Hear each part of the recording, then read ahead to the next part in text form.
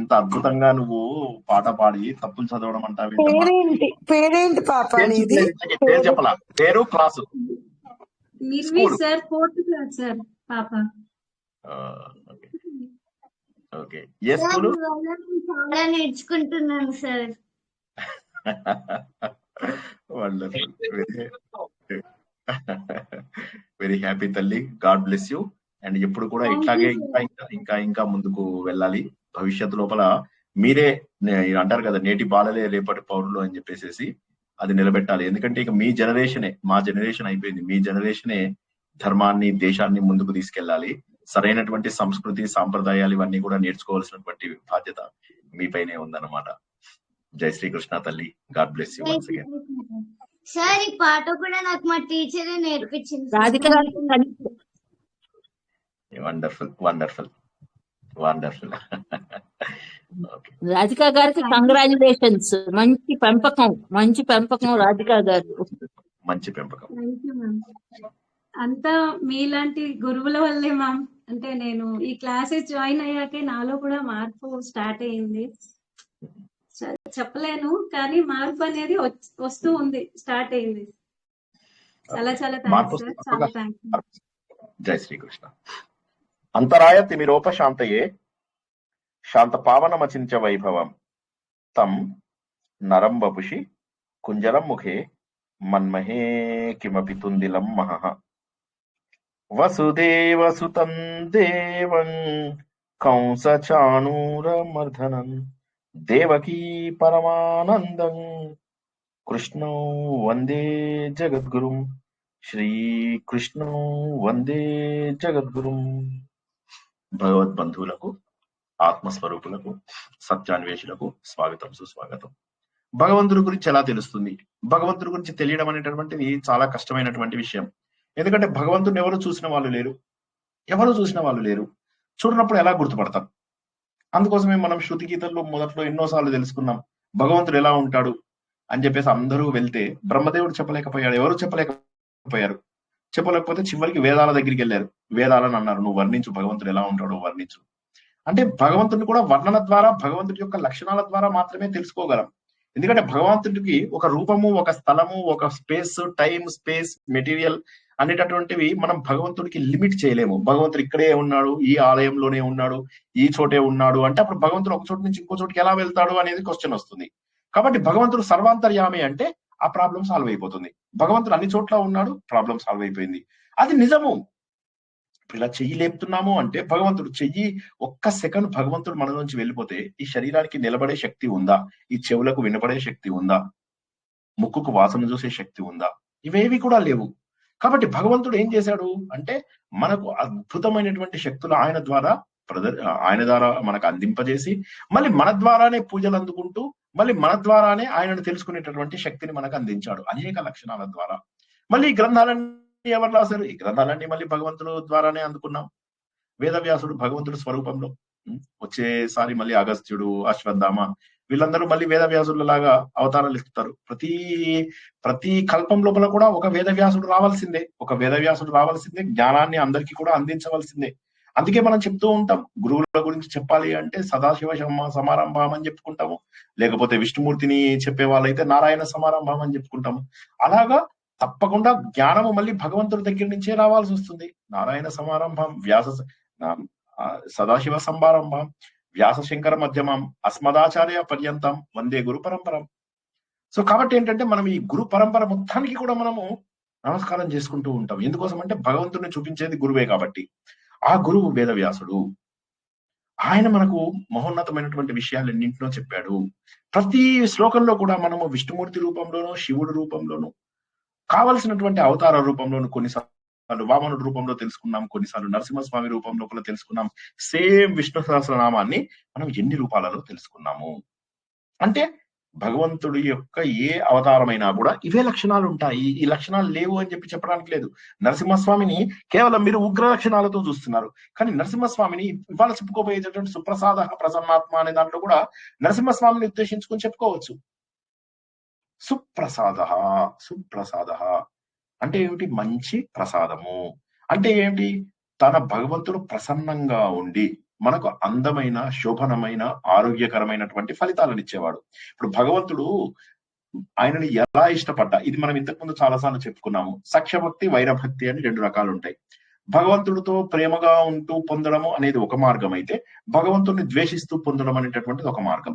జయ విజయులు భగవంతుడికి తొందరగా చేరడానికి వారు ఎన్నుకున్నటువంటిది మనకు వైరభక్తి అని చెప్పి తెలుస్తుంది. జయ విజయుల యొక్క జన్మలైనటువంటి హిరణ్యాక్ష, హిరణ్యకశిపుడు కావచ్చు, రావణ కుంభకర్ణులు కావచ్చు, శిశుపాల దంతవక్తులు కావచ్చు, వీరందరూ కూడా వైరభక్తితో భగవంతుడికి దగ్గరయ్యారు. కాబట్టి ఆయన ఎలాంటి వాళ్ళకైనా కూడా మోక్షాన్ని అందించగలడు. సుప్రసాదాడు అంటే సరైనటువంటి ప్రసాదము అంటే ఏంటి? ప్రసన్నుడై ఒక వ్యక్తి దా అంటే ఇవ్వడము, మోక్ష దా అంటే మోక్షం ఇచ్చేవాడు, ప్రసాద అంటే ప్రసన్నమైనటువంటి వాడు మనకిచ్చేదన్నమాట. అంటే మనకు మోక్షాన్ని కూడా కల్పించాడు, అన్ని ఇవ్వగలిగినటువంటి వాడు. చక్కటి ప్రసాదం అంటే అపకారము, ఉపకారము ఇవన్నీ కూడా ఆలోచించాడు. వారి వారి అర్హతకు తగ్గటువంటి వస్తువుని తప్పకుండా వాళ్ళకు ఇస్తాడు అనేటటువంటిది మనం సుప్రసాద. ప్రసన్న ఆత్మ. ఇప్పుడు ప్రసన్నము అంటే మనకు చాలా రకాల అర్థాలు వస్తాయి. ఆయన చాలా ప్రసన్నమైనటువంటి స్వభావం కలవాడు. ప్రసన్నమైనటువంటి స్వభావము అంటే మన లాంగ్వేజ్ లో చెప్పుకోవాలంటే సాత్విక లక్షణం.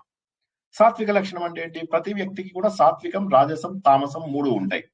ఈ మూడిట్లోకి కూడా సాత్విక లక్షణం గొప్పది అని చెప్పి రాజసము, తామసము మనం తగ్గించుకోవాలి క్రమ పద్ధతిలో అన్న విషయాన్ని తెలుసుకున్నాం. భగవంతుడికి ఈ సాత్విక లక్షణం అంటే కలుషితము కానటువంటి, రజస్సుతోటి తమస్సుతోటి కలుషితము కానటువంటి రూపము, ప్రసన్న ఆత్మ, ప్రసన్నంగా ఉన్నటువంటి ఆత్మ అంటే పరమాత్మనే ఆయన. కానీ అది ఎలాంటి ఆత్మ? ప్రసన్నమైనటువంటి ఆత్మ, సరైనటువంటి అంతఃకరణము ఉన్నటువంటి ఆత్మ అని చెప్పేసి మనం చెప్పుకోవచ్చు. ఇంకోటి ఏంటి? కరుణ ఉన్న వాళ్ళని కూడా ప్రసన్నలు అంటారు. ప్రసన్నత ఎవరికి ఉంటుంది? ఎవరికైతే కరుణ ఉంటుందో వారు అందరితోని ప్రసన్నంగానే ఉంటారు. ఇప్పుడు రౌడీ ఏదో ఉంటాడు, వాడికి ఏముంది? అందరినీ చూస్తే కోపం వస్తూ ఉంటుంది, అందరితోని కోపంగా ఉంటాడు, అందరితోటి ఆవేశంగా ఉంటాడు. ప్రసన్నత ఎక్కడ వస్తుంది? ఎవరి మీద అయితే కరుణ ఉంటుందో వాళ్ళపైన అలాంటి వాళ్ళు ప్రసన్నత ఎక్కువ ఉంటుంది.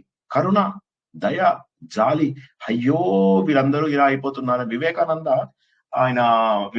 రాక్ ఇందులో ఎవరైనా వెళ్ళారంటే వివేకానంద రాక్ ఎవరైనా వెళ్ళారా? నేను వెళ్ళాను సార్. Wonderful wonderful. వెళ్ళాను సార్, వెళ్ళాను, చూశాను సార్. అక్కడ చూసినప్పుడు మనం ఆశ్చర్యపోతాం.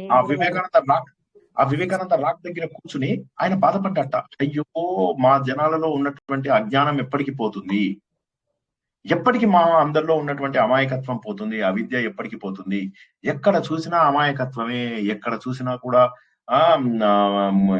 ఏ రకమైనటువంటి మూఢనమ్మకాలు పాతుకుపోయాయి, దురాచారాలు పాతుకుపోయాయి. వాటిని తీయడం అంత సులభం కూడా కాదు. దురాచారాల్లో ఏమవుతుందంటే ఒకడికొక చెడు జరిగింది అంటే వాడు 100 మందికి ప్రచారం చేస్తాడు, ఇలా జరిగిందంటే మీ ఇంట్లో ఇంతే అని చెప్పి. అది కాస్త ఒక దురాచారంగా వెళ్ళిపోతుంది. అంటే ఒకడికి జరిగినటువంటి చెడు వాడు అందరికీ కూడా చెప్పడం వల్ల ఏమవుతుంది? దాన్ని ఒక దురాచారంగా తీసుకెళ్లిపోతారు. సత్యసాగరం లాంటివి అవి ఏవైతే ఉన్నాయో అవి. సో మన ధర్మంలో వచ్చినటువంటి తప్పు మార్గాలన్నీ కూడా ఎవరో కొంతమంది మహానుభావులు వచ్చి మళ్ళీ వాటిని నిర్మూలించడం జరిగింది. చెడు మార్గాలన్నింటినీ తీసేయడం జరిగింది. కానీ ఇవన్నీ మధ్యలో వచ్చినటువంటివి అన్ని కూడా మధ్యలోనే వెళ్ళిపోయాయి. సో కాబట్టి ఏంటి? కరుణ ఉండాలి. ఇప్పుడు వివేకానందుడికి ఇవన్నీ చూశాడు. కొంతమందిలో మూఢనమ్మకాలు, కొంతమందిలో పేదరికము, కొంతమందిలో ఎప్పటికో ప్రారంధ కర్మలు, ఇంత ఘోరాతి ఘోరంగా ఉన్నటువంటి ఈ పరిస్థితి లోపల కొంతమందికి అజ్ఞానం, డబ్బు ఉంటుంది కానీ అజ్ఞానం. నేనే సంపాదించాలి. ఎంత సంపాదిస్తారు? ఎన్ని కోట్లు సంపాదిస్తే సంతోషంగా ఉండగలుగుతారు? కాబట్టి ఏమవుతుందంటే వాళ్ళు ప్రసన్నంగా ఉండేటటువంటి అవకాశం లేదు. మొన్న మనం కొన్ని ఉదాహరణల్లో తెలుసుకున్నాం. ఓ ధనవంతుడు కారు ఎక్కుతూ ఉంటాడు, ముఖం మాత్రం సీరియస్ గా పెట్టుకుంటూ వెళ్తూ ఉంటాడు. ఎందుకని? లోపలంతా టెన్షన్. బోర్డు మీటింగ్ లో ఏం మాట్లాడాలి, ఎన్ని కోట్లు లాస్ వస్తుంది, ఎన్ని కోట్లు బాగా వస్తుంది, షేర్ హోల్డర్స్ కి ఏం చెప్పాలి. ప్రసన్నత ఎక్కడ ఉంటుంది వీళ్ళకి? ప్రసన్నత ఉండాలి అంటే అందరినీ సమదృష్టితో చూడగలిగే ఒక కరుణ స్వరూపుడై ఉండాల్సినటువంటి అవకాశం మనకు కనిపిస్తుంది, అవసరం కనిపిస్తూ ఉంది. కాబట్టి భగవంతుడు అనేవాడు ఎవడైతే ఉన్నాడో అటువంటి కరుణ కలిగినటువంటి మూర్తి ఆయన, ప్రసన్న ఆత్మ. ఇంకొకటి ఏంటి? ఎవరు సంతోషంగా ఉంటారు? ప్రసన్నమైనటువంటి రూపము, ప్రసన్న వదనం జాయేత్ అంటాము గణేష్ ని. ప్రసన్నంగా ఎందుకుంది గణేష్ ముఖము? ఆ ఏనుగు ముఖం, ఆ కళ్ళు ఎస్పెషల్ అవి చూస్తే ఎంత అందంగా ఉంటాయండి. అమృతం ఉలికిపోతుంది ఆ కళ్ళల్లోంచి అన్నట్టుగా అమృతం ఉలికిపోతూ ఉంటాయి ఆ కళ్ళు. అంత ప్రసన్న. మీకు మనం ఎన్నోసార్లు కూడా చెప్పుకున్నాము, గణేష్ ని చాలా తక్కువ గీతలతోటి గీసేయచ్చు. 2-3 గీతలతో కూడా గణేషుని గీసేసిన వాళ్ళు ఉన్నారు ప్రపంచంలో. గణేషుని అన్ని రకాల అబ్స్ట్రాక్ట్ ఫార్మ్స్ లోపల కూడా భగవంతుని గీయడం అనేది జరిగిందన్నమాట. ఎందుకంటే అంత అందమైనటువంటి, అంత కరుణతోని నిండినటువంటి రూపం అన్నమాట భగవంతుడిది.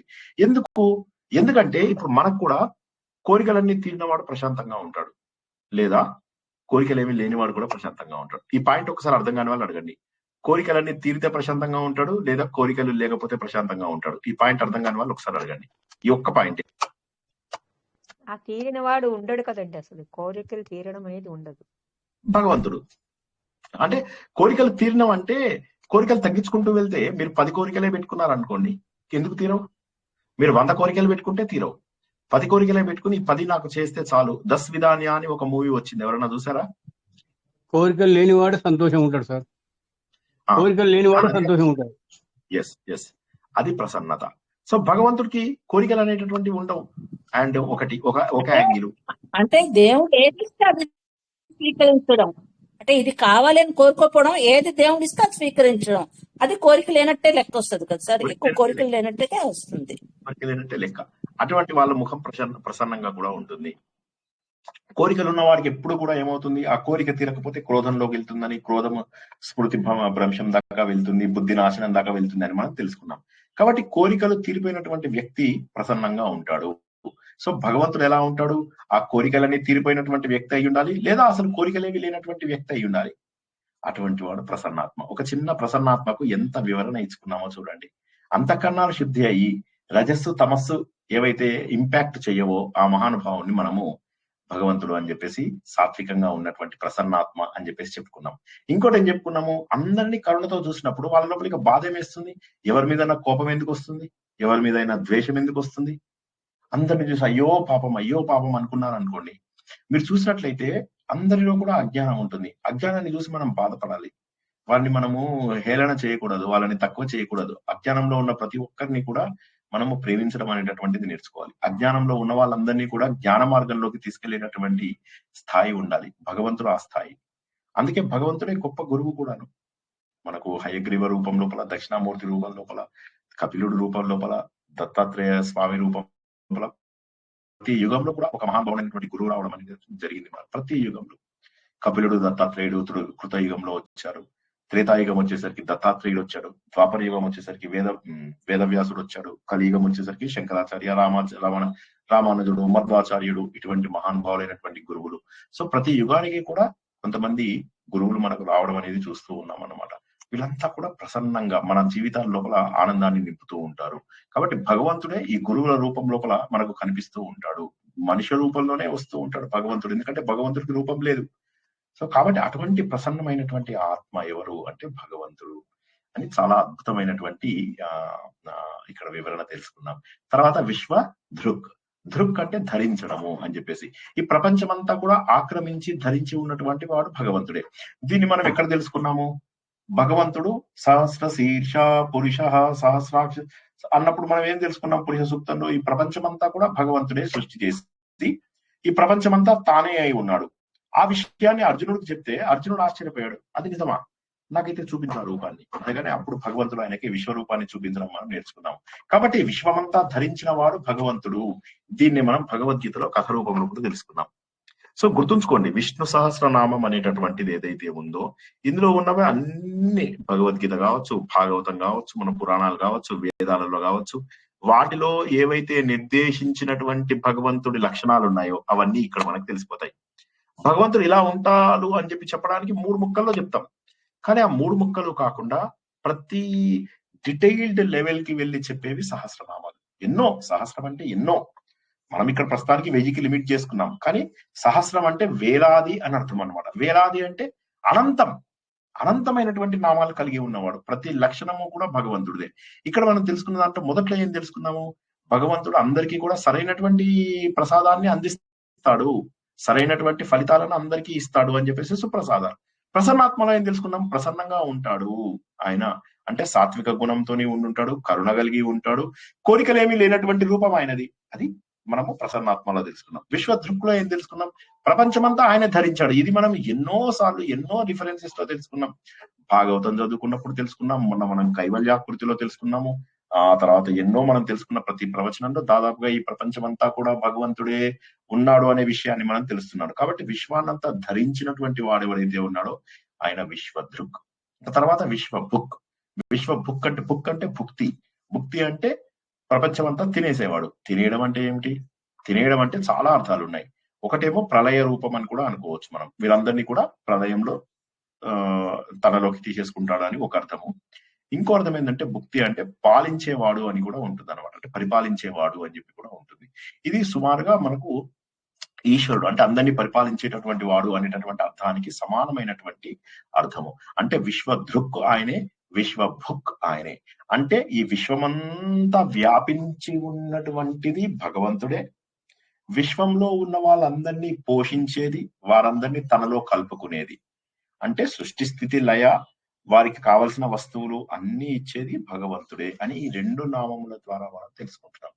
మరి అటువంటి దేవుడు ఎలా వ్యక్తీకరింపబడుతున్నాడు? విభుహు. విభుహు అనే దగ్గర మీరు ఏమనుకుంటారంటే విభూతి అని గుర్తుంచుకోండి. విభుహు అంటే విభూతి, భుహు అంటే ఉండడము, విభుహు అంటే విశిష్టంగా ఉండడము. అనేక రూపాలలో ఉంటాడు. అనేక రూపాలలో ఉంటాడు అంటే ఏంటి? అర్జున, పాండవులలో అర్జున రూపంలో ఉన్నది నేనే. కవుల లోపల కుశనాకవి శుక్రాచార్యుడి రూపంలో ఉన్నటువంటిది నేనే. మునుల లోపల కపిలముని నేనే. తర్వాత ఇలాగా అన్నిట్లలో నేనే ఉన్నాను అని చెప్పేసి చెప్పగలిగాడు ఆయన. ప్రతి దాంట్లో కూడా నేను ఉన్నాను అని చెప్పి విశిష్టమైనటువంటి ఎగ్జిస్టెన్స్, స్పెషల్ ఎగ్జిస్టెన్స్ ఏదైతే ఉందో అది ఎక్కడెక్కడ తను ఉన్నాను అనేది మనకు తెలియజేశాడు. అంటే మనకు భగవంతుడు ఇలా ఉంటాడు అని చెప్పి తెలియాలి అంటే ఎలాగా అంటే సుమారుగా ఇలా ఉండవచ్చు. పర్వతాలు చూసావా? హిమాలయాలు ఇలా ఉంటాయి. ఆ హిమాలయ రూపంలో ఉన్నటువంటిది భగవంతుడే. గుర్రాలు ఉన్నాయా? అందులో ఉచ్చైశ్రవం అనేటటువంటిది గొప్ప గుర్రము ఇంద్రుడి దగ్గర ఉంటుంది. ఆ గుర్రం రూపంలో ఉన్నటువంటిది భగవంతుడే. ఐరావతం తెలుసా? ఏనుగు. ఆ ఏనుగు రూపంలో ఉన్నటువంటిది ఆయనే. వాసుకి రూపంలో ఉన్నది ఆయనే. అనంతుడు రూపంలో ఉన్నటువంటిది ఆయనే. సో ఈ విధంగా ప్రతి స్పెషల్ క్యారెక్టర్స్ లో ఎవరైతే ఉన్నాడో అంటే అనేక విధములుగా ప్రకటింపబడేవాడు విభుడు. ఒకసారి అర్థం కాని వాళ్ళు అడగండి. విశ్వధృక్కు గాని, విశ్వభుక్కు గాని, విభుహు కానీ. అర్థం కాకపోతే మళ్ళీ చెప్తాను. అర్థం కాని వాళ్ళు మాత్రం మొహమాటం సిగ్గుపడకుండా అడగండి. నేను ఎప్పుడైనా కసురుకుంటే కసిరించుకోండి, అంతే. విశ్వధృక్ అంటే చెప్పండి సార్. దృక్ అంటే ధరించిన వాడు, విశ్వమంతా కూడా ధరించిన వాడు. అంటే విశ్వమంతా కూడా ఆయనే ఉన్నాడు కదా. భగవంతుడు ఎలా ఉన్నాడు? ఎగ్జాంపుల్ చెప్పమంటే ఉదాహరణకి సూర్యుడు, చంద్రుడు కళ్ళు, ఆయన కనురెప్పలు రాత్రి పగలు, ఆయన చెవులు మీకు కనిపిస్తున్న దిక్కులు ఏవైతే ఉన్నాయో ఇవన్నీ ఆయన చెవులు. భగవంతుడు నోస్ ఏదైతే ఉన్నదో అది మనకు ప్రాణవాయువు. ప్రపంచమంతా వ్యాపించినటువంటిది ఆయన శ్వాస. మీకు చెట్లు కనిపిస్తూ ఉంటాయి కదా, ఆ చెట్లను చూసినప్పుడు ఇవి భగవంతుడు వెంట్రుకలు అని చెప్పి గుర్తుపెట్టుకోవాలి. మీకు నదులు కనిపిస్తే ఏమని అనుకోవాలి? ఓకే, ఇది భగవంతుడి యొక్క రక్త ప్రసరణ వ్యవస్థ, నాడీ వ్యవస్థ అని చెప్పేసి అనుకోవాలి. సముద్రం కనిపించింది అనుకోండి, ఓకే ఇది భగవంతుడి యొక్క జఠర భాగము అని చెప్పేసి అనుకోవాలి. ఈ విధంగా ప్రతిదీ కూడా భగవంతుడి రూపంలో ఒక భాగము అని చెప్పేసి మనం గుర్తించడం అనేటటువంటిది అత్యంత ముఖ్యమైనటువంటి విషయము. అప్పుడేమవుతుందంటే ఈ ప్రపంచమంతా ధరిస్తున్నది భగవంతుడే అన్నటువంటి విషయాన్ని మనం తెలుసుకుంటాం. ఆయన వెంట్రుకలు, ఆకాశం అనేది కనిపిస్తే ఆకాశం చూసి ఓహోహో ఇది భగవంతుడి వెంట్రుకలు అని చెప్పి గుర్తించగలగాలి. ఈ విధంగా మనకు ఎక్కడైనా ఇప్పుడు మనమే చూసుకున్నాం అనుకోండి, చూసుకున్నప్పుడు మన లోపల శక్తి కనిపించింది, ఈ శక్తి మరేదో కాదు, ఇది భగవంతుడి యొక్క శక్తి. ఇలాగా మన లోపల ప్రకృతి లోపల కనిపించే ప్రతి వస్తువు లోపల కూడా ఉన్నటువంటి భగవంతుడిని విశ్వ ధృక్ అంటాము. ధరించినము, ధృక్ అంటే ధరించిన వాడు అని. ఓకే, ఇంకెవరికైనా ఏమైనా డౌట్లు ఉన్నాయా? సార్ అంటే ఇది సర్వవ్యాపి అన్నా కూడా అంతే కదా సార్. విశ్వ ధృగ్ అంటే అతను సర్వవ్యాపి. సర్వవ్యాపి అంటే అన్ని ధరించిన వాడు అని ఇంకొక రూపంలో చెప్తున్నాడు. అన్ని ధరించిన వాడు ఆయనే అంటే అన్ని పట్టుకున్నవాడు ఆయనే. ఇప్పుడు ఉదాహరణకు ఆయన ఏమన్నాడు? మనులన్నీ కూడా ఉన్నాయా? ఈ బ్రహ్మాండాలన్నీ కూడా, ఈ గెలాక్సీస్ అన్ని కూడా ఉన్నాయి. ఈ గెలాక్సీలు అన్నిటి లోపల కనిపించకుండా ఉన్నటువంటి దారము, సూత్రము ఏదైతే ఉన్నదో ఆ సూత్రం భగవంతుడు. వీటన్నిటి పట్టుకోవాలి. పట్టుకోకపోతే అవి ఆటోమేటిక్ ఎలా తిరుగుతాయి? ఎవరు తిప్పుతున్నాడు? ఇప్పుడు మనకు ఆయన ఐన్స్టీన్ ఏం చేశాడంటే ఒకసారి ఇంటికి వచ్చారంట జనాలు. రాగానే ఆయన అక్కడ ఒక గాలి లోపల తిరుగుతున్నటువంటి నవగ్రహాలు, సూర్యుడు చుట్టూ తిరుగుతున్నటువంటి 9 గ్రహాలను చూపించట. అలా బానే ఉన్నాయి, ఇవన్నీ గాలిలో ఎలా తిరుగుతున్నాయి అన్నట్ట. అంటే ఆటోమేటిక్ గా తిరుగుతున్నాయి అన్న. వాళ్ళ ఆటోమేటిక్ గా ఎట్లా తిరుగుతాయి ఇవన్నీ? ఏదో శక్తి ఉండాలి, ఏం లేదే ఎట్లా తిరుగుతాయి ఇవన్నీ అని. ఆఫ్టర్ ఆల్ నేను చేసిన చిన్న మోడలు ఇదే ఏదో ఒక కారణంతో తిరగాలి అంటే ప్రపంచంలో మన గెలాక్సీ లాంటి కొన్ని కోట్ల గెలాక్సీలు ఉన్నాయి. ఇన్ని గెలాక్సీలు ఎవరు తిప్పుతున్నారు? ఒక్కొక్క గెలాక్సీలో వేల కొద్ది లక్షల కొద్ది గ్రహాలు ఉన్నాయి. ఎవరు తిప్పుతున్నారు? ఇంత పెద్దదైనటువంటి విశ్వము, అనంతమైనటువంటి విశ్వాన్ని ఎవరు నడిపిస్తున్నారు? ఎవరో ఒక నడిపించే వ్యక్తి ఉండాలి ఖచ్చితంగా. అతను ఒక వ్యక్తిలాగా, ఒక రూపంలాగా ఉండకపోవచ్చు. ఆయన ప్రపంచమంతా కూడా వ్యాపించి ఉండాలి. లేకపోతే ఇది అసంభవం. ఈ ప్రపంచమంతా ఇలా నిలబెట్టి మీకు కనిపిస్తున్న భూమి ఎంతండి? ఇంత పెద్ద భూమి ఎర్త్ అనేది ఇంత పెద్ద ఎర్త్ అయితే ఆ ఎర్త్ లోపల 70% నీళ్ళే తీసేయండి. 30%లో పనికొచ్చే భూమి 18% 20% వేసుకోండి. ఆ 20% భూమి లోపల ఆసియా ఖండం ఏంటి, ఆసియా ఖండం లోపల భారతదేశం ఏంటి, అందులో బంగారు తెలంగాణ రాష్ట్రం ఏంటి, అందులో హైదరాబాద్ ఏంటి, అందులో రామంతపురం ఏంటి, అందులో ఒక అపార్ట్మెంట్ ఏంటి, అందులో నేను కూర్చోవడం ఏంటి, నేనెంత, నా బతికెంత. కాబట్టి ఏంటంటే భగవంతుడు సర్వవ్యాపకుడు అవ్వకపోతే ఇది దాదాపు అసంభవం. అయితే ఇది మనకు జనరల్ గా కూడా ఏమవుతుందంటే ఆలోచించడానికి వీలవదు. మన విద్యాప్రకాశ్ ఆనందగిరి మహానుభావుడు ఒక మాట చెప్తారు, నువ్వు గొప్పవాణ్ణి అని ఎప్పుడైనా అనిపించింది అనుకో, అనిపిస్తుంది ఒక్కొక్కసారి, సహజంగా అందరికీ అనిపిస్తుంది. ఎవడన్నా పొగిడినప్పుడు కానీ, ఎవడన్నా అన్నప్పుడు కానీ. అందుకే ఎవరైనా పొగుడుతుంటే మనసులో అనుకోవాలి ఇది నన్ను కాదు అనుకుంటే వెంటనే టెంపరీగా వచ్చిన గర్వమైనా కూడా పోతుంది. అప్పుడు ఏం చేయాలంటే మనకు ఆయన చెప్పినటువంటి ఈ మెథడ్ ఏం చెప్పాడంటే, అలా ఆకాశం వైపుకు చూడు, అలా ఆకాశం వైపుకు చూస్తే అప్పుడు అర్థమవుతుంది నువ్వు ఎంత అల్పుడవో అని చెప్పేసి చెప్పారనమాట మహానుభావుడు. కాబట్టి మనం భగవంతుడు సర్వత్రా చెప్పినాడు సార్. విశ్వములో మన భూమి మనం ఎంత ఆవగిందంత మన భూమి, మనలో మనం ఎంత దానిలో ఆయన చెప్పడం. సారీ సార్, అంతా. కాబట్టి అది విశ్వ దృక్ అన్నమాట. ఇంకెవరికైనా ఏదన్నా డౌట్ ఉందా? విశ్వదృక్, విశ్వభుక్, విభుహు 3. బుక్ అంటే లయం చేసుకోవడం వస్తుంది కదా సార్? లయం చేసుకోవడం. ఒకటేమో లయం చేసుకోవడము అంటే విశ్వంనంతా కూడా తినేస్తాడు అని మీనింగ్. తినేస్తాడు అంటే ఏంది? కంజంప్షన్ అని మీనింగ్. ఇక్కడ తినడం అంటే నోరు తెరిచేసి మనం తిన్నట్టుగా అన్నము, ముద్దపప్పు, అందులోపల ఆవకాయ లోపల అప్పడాలు. బెస్ట్ కాంబినేషన్ శ్రీనివాస్ గారి భోజనం. సో ఇదే తింటారు నాకు, ఇక వేరే తినబుద్దే కాదు. యాక్చువల్ గా ఇప్పుడు మీకు చెప్తుంటేనే నాకు నోట్లో నీళ్ళు వచ్చేస్తున్నాయి. ఎంత ఇష్టమో ముద్దపప్పు, అబ్బా అసలు చెప్పుకోలేను. సో భగవంతుడు ఇప్పుడు నాలాంటి వాడికి ఎవడన్నా చెప్పాడంటే దేవుడు అన్ని తింటాడు అంటే నేనేమనుకుంటా అంటే, దేవుడు అన్ని ఎందుకు తింటాడు? ముద్దపప్పే తింటాడు. దేవుడు నిజంగా గనక సాత్వికుడు అయితే ముద్దపప్పే తినాలి అని చెప్పి నేను ఒక కొత్త కాన్సెప్ట్ రాస్తా. ఎవరు కాదంటారు? సో ముద్దపప్పే తినాలి దేవుడు, ఇంకా వేరేది తినకూడదు. సో బేసికల్లీ ఇక్కడ విశ్వ భుక్ అంటే ఏంటంటే ఈ ప్రపంచాన్ని అంతా కూడా పోషించేవాడు అనే ఒక మీనింగ్ అయితే, ఇంకొక మీనింగ్ ఏంటంటే తనలో కలుపుకునేవాడు అని కూడా ఒక మీనింగ్. 2 అర్థాలు. ఒకటేమో పోషించేవాడని, ఇంకొక అర్థం ఏంటంటే అన్నింటినీ మళ్ళీ తన లోపలే కలిపేసుకునేవాడు అనే అర్థం.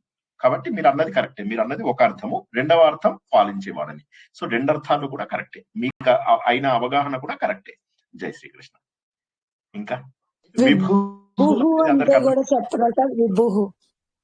విభుహు అంటే విశిష్టంగా కనిపించడము. విశిష్టంగా కనిపించడము అంటే ఏంటి? ప్రత్యేకంగా కనిపించడము. ప్రత్యేకంగా కనిపించడం అంటే ఏంటి? రకరకాల రూపములలో కనిపించడం. విభుహు, విభూతి యోగము అని తెలుసుకున్నామా? ఆ భుహు ఈ భూతి 2 ఒకటే అన్నమాట. విభుహు అంటే విశిష్టంగా కనిపించడము అంటే ఏమిటి? ఆయన ఒకసారి నరసింహ అవతారంలో కనిపిస్తాడు, ఒకసారి మత్స్య అవతారంలో కనిపిస్తాడు, ఒకసారి వరాహ అవతారంలో కనిపిస్తాడు, ఒకసారి మనిషి రూపంలో కనిపిస్తాడు, ఒకసారి పాము రూపంలో కనిపిస్తాడు, ఒకసారి హిమాలయ రూపంలో కనిపిస్తాడు. వివిధ రూపాలలో కనిపించేటటువంటి దేవుడు. వివిధ రూపాలలో వాయువు ఆయనే, అగ్ని ఆయనే, ప్రతి రూపము కూడా ఆయనే. ఈ ప్రపంచంలో ఉన్నటువంటి ప్రతి వస్తువు ఆయనే. వివిధ రూపాలలో మనకు కనిపించేది భగవంతుడే. ఒక చెట్టు కనిపిస్తే ఇది భగవంతుడు, ఒక పుట్ట కనిపిస్తే ఇది భగవంతుడు, ఒక నీరు కనిపిస్తే ఇది భగవంతుడు, సూర్యుడు కనిపిస్తే భగవంతుడు.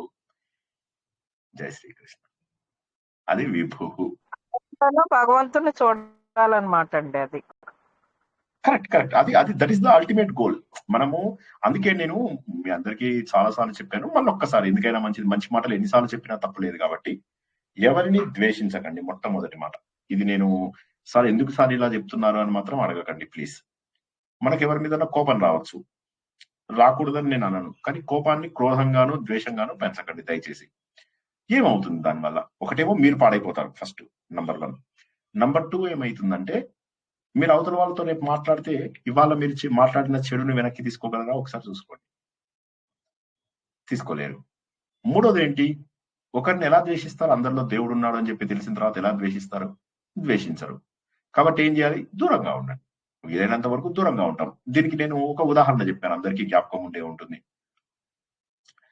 మోరీలో నీళ్లుంటాయి, అవి దాహం తీరుస్తాయా? తీరుస్తాయి. ఆర్ఓ వాటర్ ఉంటాయి, దాహం తీరుస్తాయా? తీరుస్తాయి. రెండు కూడా దాహం తీరుస్తాయి. మనం ఏం చేస్తాము? మోరీ నీళ్లు తాగం కదా, మనకు చక్కగా ఆర్ఓ నీళ్ళే తాగుతాం. కాబట్టి స్వచ్ఛంగా ఉన్నటువంటి జనాలతోటి సత్సాంగత్యాన్ని మనము చేసుకుంటూ వెళ్తాం. అంతేగాని ఎవరిని ద్వేషించాల్సిన అవసరం లేదు. ఎందుకంటే చైతన్య రూపంలో అందరిలో ఉన్నటువంటిది భగవంతుడే. వారి వారి సాత్విక, రాజసిక, తామసిక గుణముల ద్వారా జనాలు చెడుగా ఉండవచ్చు. సో మనము మనుషులుగా మారాలి అని నిన్న మనం ఏం తెలుసుకున్నాము? మనము మనుషులుగా మారాలంటే కొన్ని లక్షణాలు తెలుసుకున్నాం. అభయం, సత్వ సంశుద్ధి, జ్ఞానయోగ వ్యవస్థితి, ఇవన్నీ మనం తెలుసుకున్నాం. అవన్నీ కనుక మనం నిజంగా పాటించినట్టయితే అహింస, సత్యము, అక్రోధము, తర్వాత ఇంకేం తెలుసుకున్నాం? అహింస, సత్యం, అక్రోధ, అవి. సో అట్లాగా మనం అవి నిన్న తెలుసుకున్నవన్నీ కూడా మనం జాగశాంతిరపైషణం. సో త్యాగము, శాంతి, అపైషణం, కరెక్ట్. అవి మనం చెప్పుకోలేదు. ఈ అపైషణం దగ్గర ఆగిపోయాం మనం. కాబట్టి ఏంటి? నేరాలు చెప్పకుండా ఉండడము, చాడీలు చెప్పకుండా ఉండడము, ద్వేషించకుండా ఉండడము. ఓకే, త్యాగము. త్యాగం అనేది మనము ఎంతో అద్భుతమైనటువంటివి తెలుసుకున్నాము. త్యాగం అనేది 2 రకాలు అన్న విషయాన్ని తెలుసుకున్నాము. ఒకటేమో కర్మ ఫలితాలను త్యాగం చేయడం గొప్ప వాళ్ళ కోసం. దీనికి మళ్ళీ మనం రమణ మహర్షి ఉదాహరణ, నేను చెప్పిన ఉదాహరణ గుర్తుంచుకోండి. ఆయన పైదాకా వెళ్ళి వంకీకర్ర తయారు చేసి కిందికి వచ్చేటప్పుడు ఒక వ్యక్తికి అందజేసేసాడు. ఎందుకు అంటే ఇదే కర్మయోగం. ఫలితాన్ని త్యాగం చేయడం కర్మయోగము. కర్మ చేశాడు, కర్మ యొక్క ఫలితాన్ని త్యాగం చేశాడు, అది త్యాగం. లేదా అసలు కర్మనే చెయ్యకు, ఏ కర్మ, అది దాదాపు అసంభవం. కానీ దట్స్ అనదర్ నివృత్తి మార్గం అంటారు దాన్ని. బట్ ప్రస్తుతానికి మీరు కర్మఫల త్యాగం అనుకోండి. సో ఇవన్నీ కూడా భగవంతుడి లక్షణాలను మనం ఎంత అలవర్చుకుంటామో అంతగా మనము భగవంతుడికి దగ్గరయ్యేటటువంటి అవకాశం ఉంది. కాబట్టి ఏంటంటే మనం ఎంతసేపు కూడా భగవంతుని ఎలా గుర్తుంచుకోవాలి? సత్కర్త, సత్కృత అని తర్వాత నామంలో తెలుసుకుంటాం. సత్కర్త, మంచి పనులు చేసేవాడు, సత్కరించేవాడు, పూజించేవాడు, వేరే వాళ్ళను పూజిస్తాడు. ఇదేంటి సార్? దేవుడు వేరే వాళ్ళను పూజించడం ఏంటి సార్? భలే మాట్లాడుతున్నారు. అంటే దేవుడు వేరే వాళ్ళను పూజించడము అంటే అర్థం ఏంటంటే భగవంతుడు మంచి పనులు చేస్తాడు. సత్కర్త అంటే ఇక్కడ పూజింపడము అంటే ఏమిటి? మంచి పనులు చేస్తాడు అనేటటువంటి లెక్క. భగవంతుడు మంచి మంచి పనులు చేస్తాడు. సత్కరించడము అంటారు. ఒకరిని సత్కరించడము అంటే ఏంటండి? షాల్వా కప్పి ఇవన్నీ చేస్తాం కదా, సత్కారం చేయడమే సత్కర్త. మంచి పనులు అంటే వేరే వాళ్ళందరినీ కూడా పొగుడుతాడు. పొగట్టం అంటే ఏమిటి? దేవుడు మన లోపల మంచిని ప్రోత్సహిస్తాడు. అది అక్కడ కరెక్ట్ గా సత్కర్త అంటే ఏంటంటే మంచి పనులు చేసే వాళ్లకు మోక్షం అందడానికి కావలసినవన్నీ కూడా అందిస్తాడు. సత్కర్త మనకు మంచి చేస్తాడు, సత్కరిస్తాడు. నువ్వు మంచి పని చేసావా? Very good, take this chocolate. అది భగవంతుడి యొక్క తత్వం. మంచికి మంచి ఇచ్చేటటువంటి వాడు సత్కర్త. భగవంతుడు పూజిస్తాడు, సత్కరిస్తాడు. సత్కర్త అంటే ఏంటి? సత్కరించడము అని గుర్తుంచుకోండి. సత్కృత అనేది ఎగ్జాక్ట్లీ రివర్స్. సత్కరింపబడతాడు భగవంతుడు అంటే ఏంటి? మనమందరము పూజిస్తాం భగవంతుడిని. మనమందరము కూడా భగవంతుడికి మన యొక్క ఆనందాన్ని, మన యొక్క సంతోషాన్ని, మన యొక్క పూజని, మన యొక్క అభిషేకాలు, పూజలు, వ్రతాలు, నోములు, ప్రార్థనలు, భజనలు, మానసికంగా భగవంతుడికి దగ్గర అవ్వడము, ఆత్మస్వరూపంతో భగవంతుడికి దగ్గర అవ్వడము, ఈ విధంగా పూజలన్నీ, ఇటువంటివన్నీ మంచి పనులన్నీ అందుకునేవాడు ఆయనే. ఒకటేమో మనము మంచి పనులు చేస్తే మనల్ని సత్కరిస్తాడు. రెండవదేమో మనం చేసే అన్ని మంచి పనులను స్వీకరించేవాడు ఆయనే. ఎవరి కోసం మనం చేసేటటువంటి మంచి పనులు? సత్కర్త, సత్కృత, కృత జరిగినది అంటే ఆయన అందరి చేత పూజింపబడేవాడు. ఓకే, ఎవరు అర్థం కాని వాళ్ళు ఒకసారి అడగండి. సత్కర్త, సత్కృత.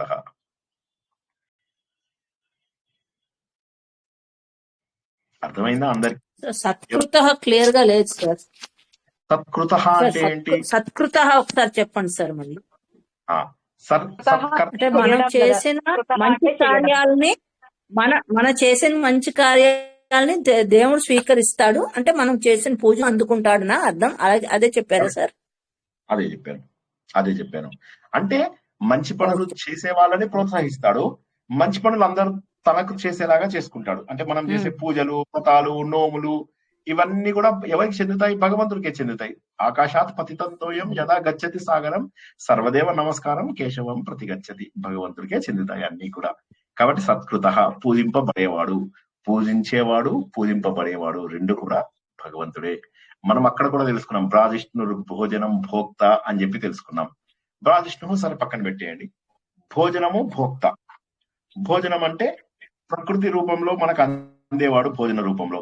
భోక్త అంటే మన రూపం లోపల వాటిని స్వీకరించేవాడు కూడా ఆయనే. ఇక్కడ ఏంటి? సత్కర్త సత్కృత, మన చేత పూజింపబడేవాడు, మనం మంచి పనులు చేస్తే మనల్ని సత్కరించేవాడు. ఉదాహరణకి నేను ఒక మంచి పని చేశాను అనుకో, శభాష్ శ్రీనివాస్ అని చెప్పేసి నాకు ఒక శాల్వా కప్పాడు.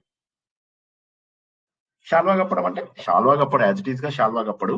నాకేం చేస్తాడు? ఇంకో పుస్తకం ఇస్తాడు. నేను చెప్పే కదా మా బ్రాహ్మిన్స్ కి ఏం చేస్తారంటే, మా ఫ్రెండ్స్ ని నేను జోక్ చేస్తూ ఉంటా కదా, మా బ్రాహ్మిన్స్ అందరికీ కూడా మీరేం చేస్తారంటే మా చేతుల్లో పుస్తకాలు పెట్టి మా ల్యాండ్స్ అన్ని గుంజుకున్నారు మీరు అని చెప్పి మా ఫ్రెండ్స్ ని జోక్ గా సతాయిస్తూ ఉంటాను అనమాట. సో అట్లాగా శ్రీనివాస్ కు ఒక పుస్తకం ఇస్తే ఆనందం తట్టుకోలేని ఆనందం. ఎవడన్నా పుస్తకం ఇస్తున్నాడు అంటే అక్కడ వెళ్ళి కొట్టాడైనా సరే. ఇప్పుడు మీరు ఎలా అయితే దర్శనానికి అందరినీ తొక్కి తన్ని కొట్టి ఫైటింగ్లు చేస్తారో, అన్న పుస్తకం ఇస్తే నేను అవన్నీ చేయడానికి రెడీ. నిజంగా అలా చెయ్యదు, జోగ్గా అంటున్నాను. బట్ అదనమాట. సో ఇక్కడ ఏమవుతుందంటే మనకు భగవంతుడు మనల్ని సత్కరిస్తాడు, ఒక మంచి పుస్తకం మళ్ళీ మనకిస్తాడు. అది అందుకున్న రెండో క్షణంలో ఇంకో బుక్ అందిస్తాడు. అంటే ఇది చెప్తే మీరు నమ్ముతారో నమ్మరో నాకు తెలియదు. ఒక ఫలానా నాకు ఇది దేవి భాగవతం అయితే బాగుంటుంది అనుకునే లోపల నాకు దానికి సంబంధించిన మెసేజ్ ఏదో వచ్చింది. మరి అప్పటి వరకు ఎన్నో మెసేజ్, ఒక్క సెకండ్ అనుకున్న రెండో క్షణంలో ఎక్కడి నుంచి వచ్చింది ఆ మెసేజ్? ఎందుకంటే నాకు తెలిసి ప్రకృతి మన మాటలకు రెస్పాన్స్ ఇస్తుంది. దాన్ని భగవంతుడు అంటారా మీరు? నేను భగవంతుడు అనేదాన్ని నేను ఎప్పుడు యూనివర్సల్ ఎనర్జీగానే చూస్తాను. నేనేమనుకుంటానంటే భగవంతుడు అనేది అంతటా వ్యాపించి ఉన్నటువంటి గొప్ప చైతన్యము అని చెప్పి మాత్రం అనగలుగుతాను నేను. మనం అనుకున్నది జరిగిపోతుంది. అది కరెక్ట్ అండి. అసలు ప్రకృతే చూస్తుందండి అన్ని, యద్భావం తద్భావతాయి. కరెక్ట్. ఒకటి మనము బాగా గుర్తుంచుకున్నట్లయితే మనం అనుకున్నవి జరిగిపోతూ ఉంటాయి, అనుకున్నవి ఆటోమేటిక్ గా జరిగిపోతూ ఉంటాయి. అది ఎందుకు జరుగుతాయి? ఎందుకంటే ప్రకృతి నీకు గుర్తిస్తుంది. నువ్వు నా జీవితం వేస్ట్ అయిపోయింది, నేను వెదవని, నా పనికి రాదు, నేను అభాగ్యాన్ని, నేను అంటే ప్రకృతి గుర్తిస్తుంది. గుర్తించేమనుకుంటుంది, ఓ వీడికి చెడు కావాలి అని చెప్పి ఓకే చెడిస్తానని చెడిస్తుంది. మీకు ఆపరేషన్ రీసెర్చ్ అందులో ఒకసారి నేను చెప్పినట్టుగా గుర్తు. అందులో ఏంటంటే ఎవడైతే నాకు యాక్సిడెంట్ అవుతుందేమో అని ఎవరైతే అనుకుంటాడో వారికి ఎక్కువ యాక్సిడెంట్స్ అవుతాయి అన్నమాట. తదాస్తు అంటారు దేవతలు. దేవతలు ఉంటారు. మనం ఏదనుకుంటే అదే జరుగుతుంది. అదే కదండి, మనం కోరుకునే కోరికలకి ప్రకృతి సహకరిస్తుంది అనమాట. అవునండి, కరెక్ట్ అండి.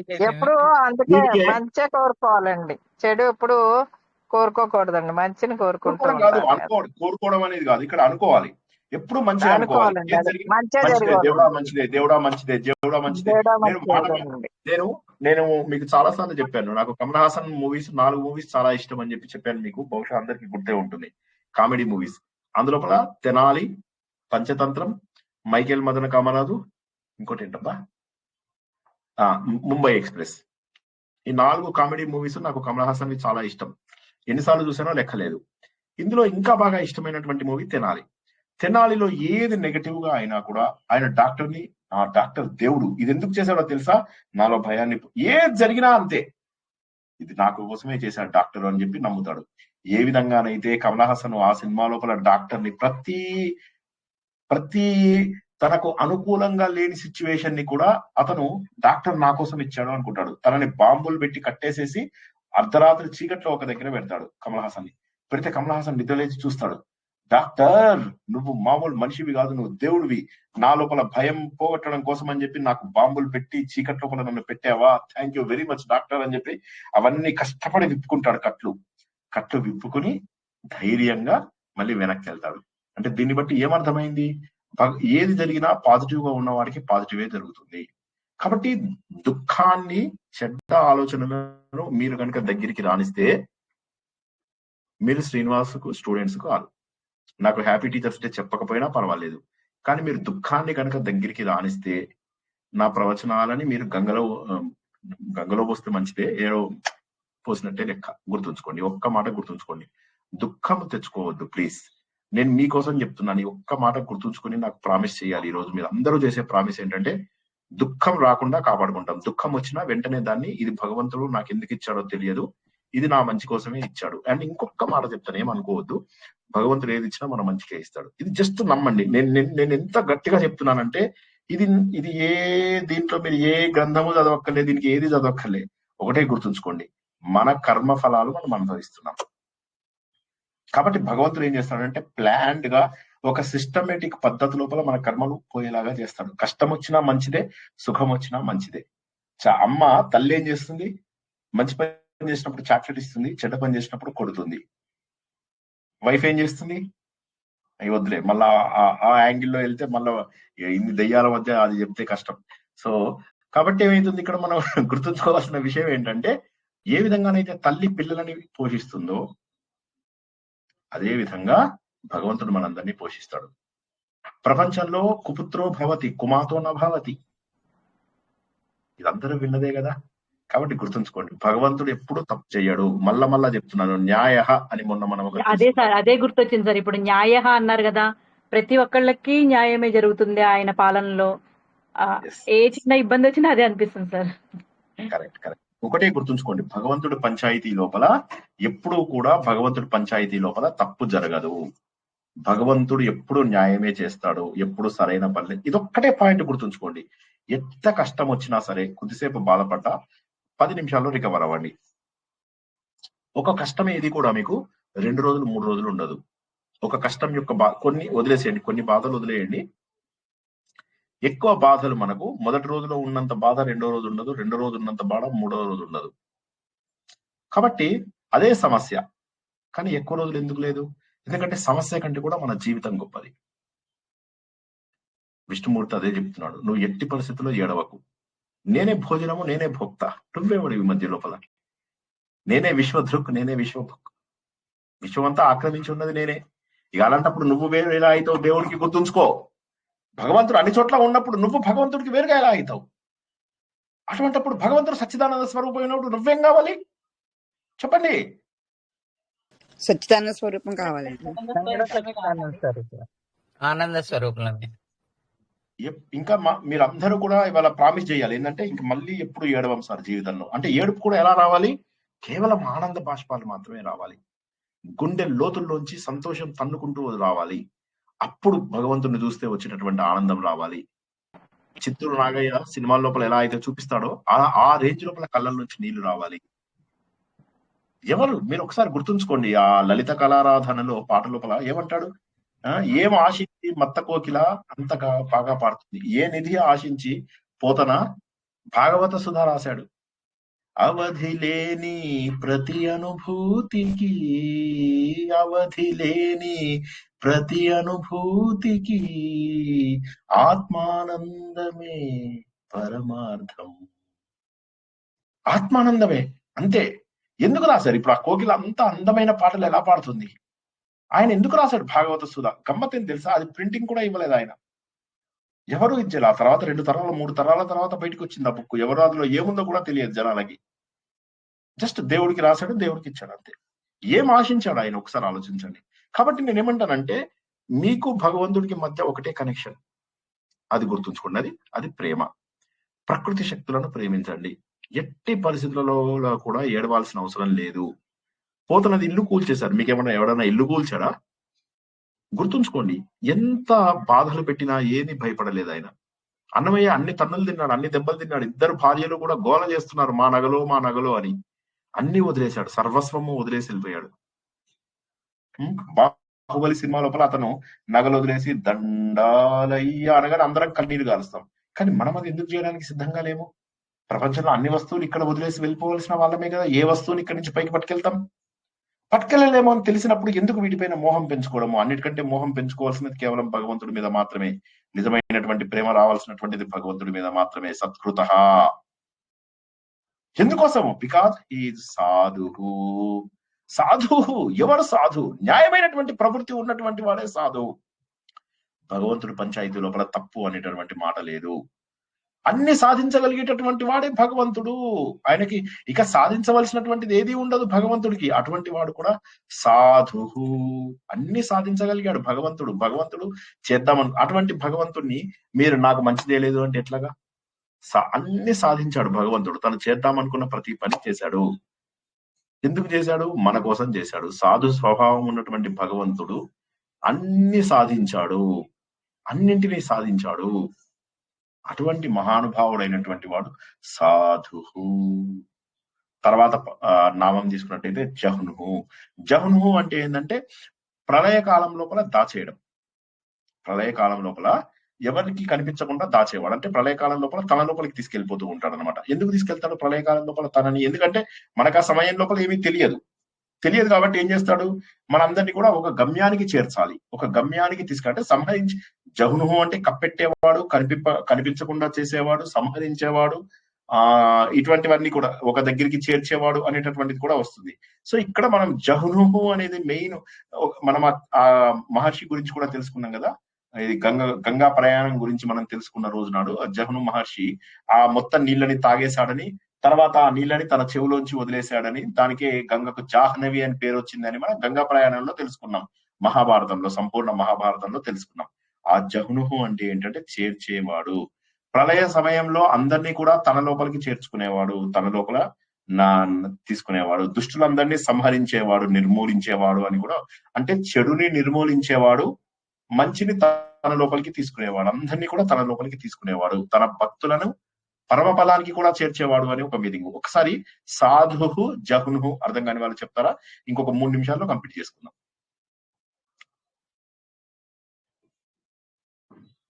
సాధుహు అర్థమైందా అందరికి? న్యాయమైన మార్గంలో వెళ్ళేవాడు, సరళ స్వభావు, పరమార్థాలన్నీ కూడా జీవితంలో సాధింపజేసుకునేవాడు. భగవంతుడికి ఇది సాధించాలి, ఇది సాధించకూడదు అని అన్ని సాధించగలిగినటువంటి వాడు. అంటే సకల విషయాలు కార్య సాధకుడు అనుకోండి మీరు సింపుల్ గా. అన్ని సాధించగలిగేవాడు. ఆయనకి ఇది సాధ్యం కాదు అనేటటువంటిది ఏది లేదు. సాధుహు. సో సాధుహు అంటే సరళ స్వభావంతో పాటుగా అన్ని పనులు చేయగలిగేటటువంటి చాకచక్యం కూడా ఉన్న వ్యక్తి అని కూడా అనుకోవచ్చు మనం. న్యాయం చేసేటటువంటి వ్యక్తి, న్యాయ మార్గంలో వెళ్తాడు కాబట్టి ఇవన్నీ కూడా సాధ్యమవుతున్నాయి ఆయనకి. అర్థమైందా? సాధువు అంటే ఎవరికైనా డౌట్ ఉందా? ఎవరు మాట్లాడట్లేదంటే 2 అవకాశాలు ఉన్నాయి. ఒకటి నిజంగా అర్థమై ఉండాలి, లేదా నిద్రపోయింది. అర్థమైంది సార్. షూర్ 5-6 నిద్రపోలేదు, మిగతా వాళ్ళు నిద్రపోయారు.